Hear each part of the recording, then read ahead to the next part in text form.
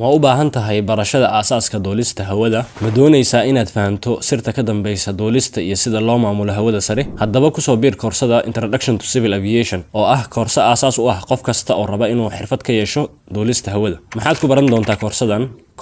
Taariikhda duulista laga soo bilaabo bilowgii hore ilaa casriga dambe. Noocyada maanta diyaaradaha u kala qaybsamaan iyo diyaaradaha aan duuliyaha lahayn ee loo yaqaan droniska. Mabaadi'da duulista, sida ay diyaaraduhu u duulaan, aerodynamicskeeda, maamulka iyo hawlgelidda, sida ay u shaqeeyaan madaarada iyo shirkadaha diyaaradaha, xakamaynta hawada ATC-ga, sida loo hago diyaaradaha si nabad ah, shuruucda iyo badbaadada, doorka hay'adaha caalamiga ee CAO, iyo sidoo kale waxa ku baran doontaa waxa la yiraahdo human factorieska, saameynta deegaanka iyo mustaqbalka, iyo dhawrista deegaanka. Yaa qaadan kara koorsadan? Ardayda cusub ee raba inay ku biiraan aviationka, qof kasta oo xiiseeya duulista hawada. Sidoo kale uma baahnid aqoon hore oo duulista ah. Maxay ku diyaarinaysaa koorsadan? Tababarka duuliyanimo, pilot training, dayactirka diyaaradaha, aircraft maintenance, maamulka madaarada iyo shirkadaha diyaaradaha, waxa loo yaqaano air traffic controls. Hadda isdiiwaan geli oo bilow safarkaaga xirfadda duulista hawada.